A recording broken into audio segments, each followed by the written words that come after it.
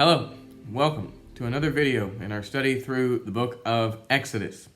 Last week, we looked at God parting the Red Sea to completely deliver the Israelites from the Egyptians who had chased after them into the wilderness, and how God drowned the entire Egyptian army to completely free them from their oppressors.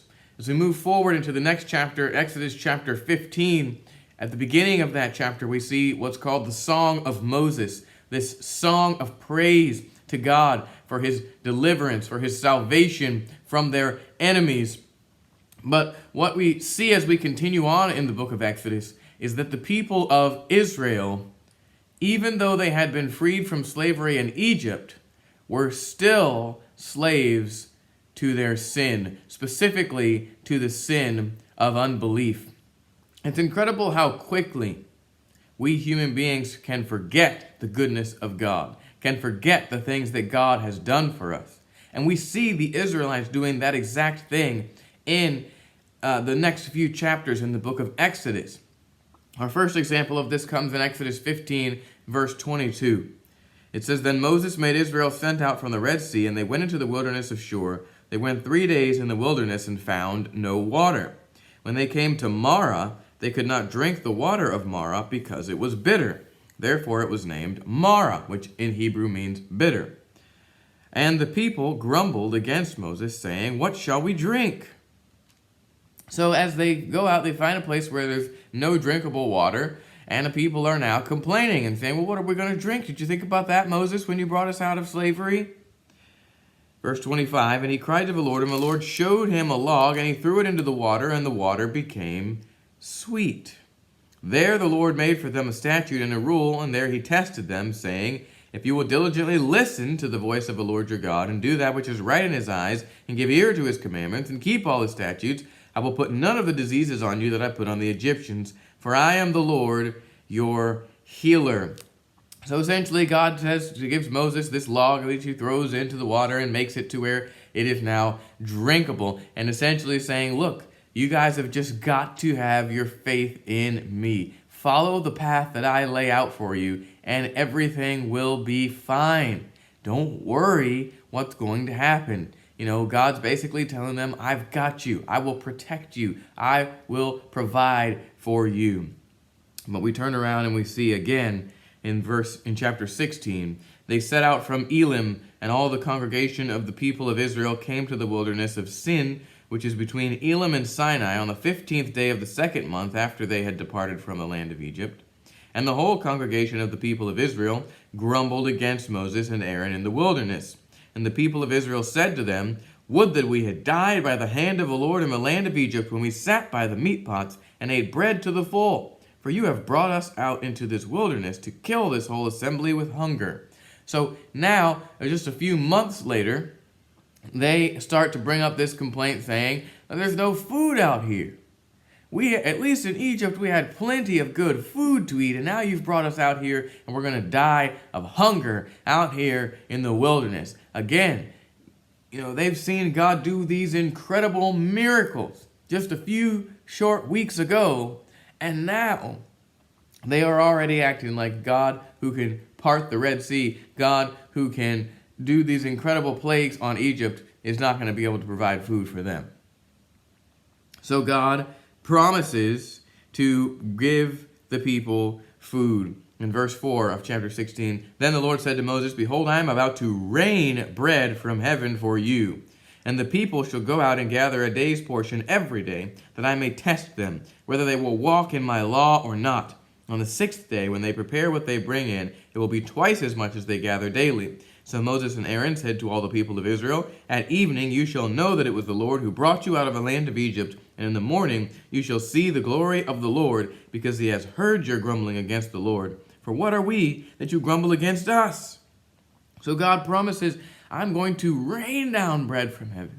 I'm going to bring quail so that they can have meat to eat. I'm going to provide for them so much that there will be no doubt how much I love them, how much I'm taking care of them." And Moses and Aaron, I like how they even say to the people, you're not really grumbling against us. Your grumbling is really against God, because what could we do? we can't make bread rain from heaven. And so God promises this. And in the midst of this passage, we get to our key verse. In verse 11 of chapter 16, the Lord said to Moses, I have heard the grumbling of the people of Israel. Say to them, at twilight you shall eat meat, and in the morning you shall be filled with bread. Then you shall know that I am the Lord your God. God essentially telling the people of Israel, stop doubting. Quit your unbelief. Trust me. I'm bringing this food for you so that you will know that I am the Lord Almighty. But notice, not just that he said that I am the Lord, but that I am your God. That I have a relationship with you. That I am committed to this thing. That I am all in so you can see how much I love you and how much I care about you. How much I want to protect you and provide for you. If only you would just trust me. Believe that I am there for you. And so God makes these promise to the Israelites to send them bread from heaven and quail. As you continue on in chapter 16, God actually does end up providing this bread from heaven, which the people end up calling manna, which comes from a Hebrew word that means, what is that? Because they have no idea what it is.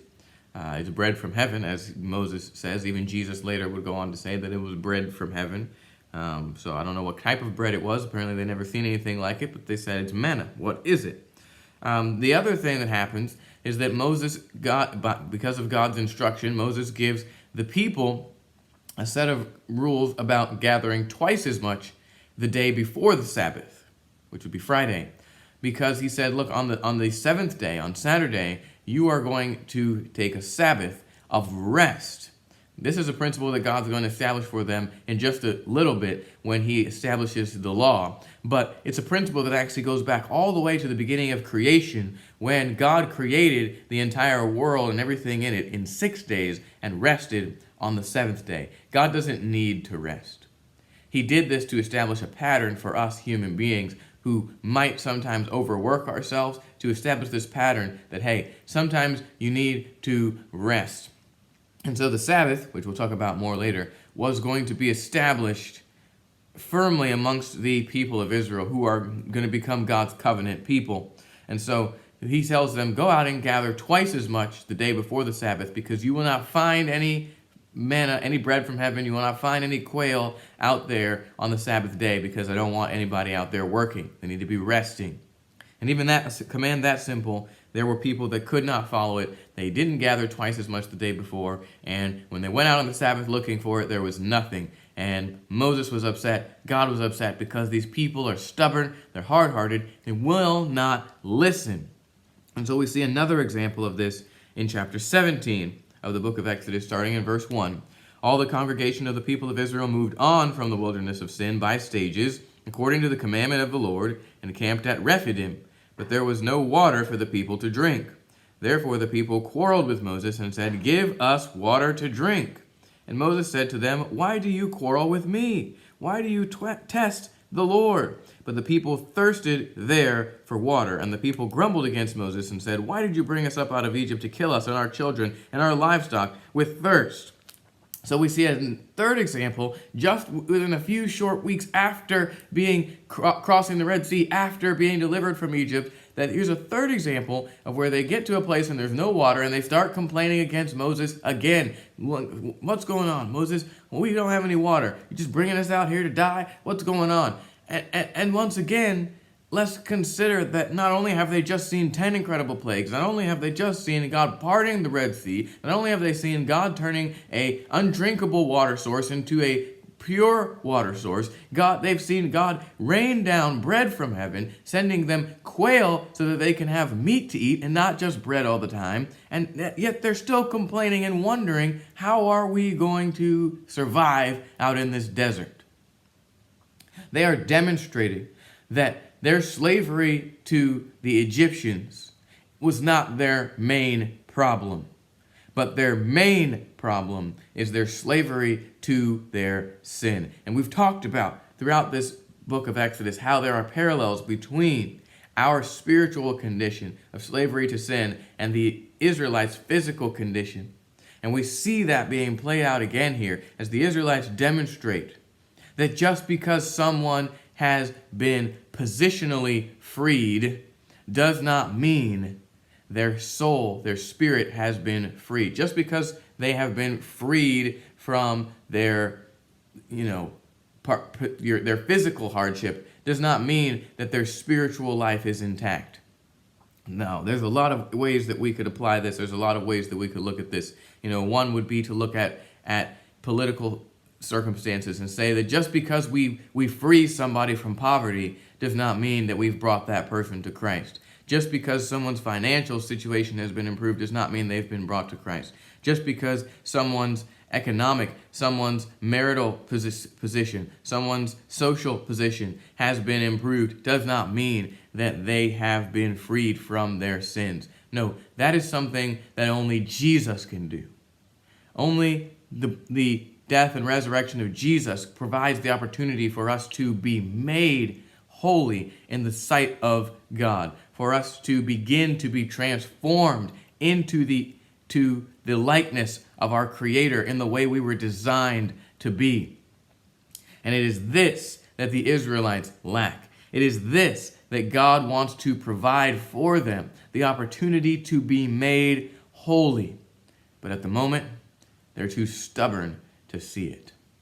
As we continue on in the next few chapters in the book of Exodus, we are going to see God's plan for the people of Israel as he begins to walk them on their journey of becoming his people, of becoming a holy people.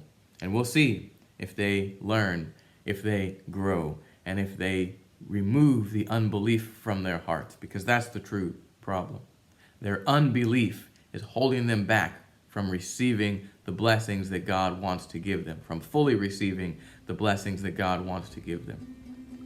I hope and pray that something said here today is ministered to you, and I hope that you go and share it with everyone around you. Thank you, and God bless.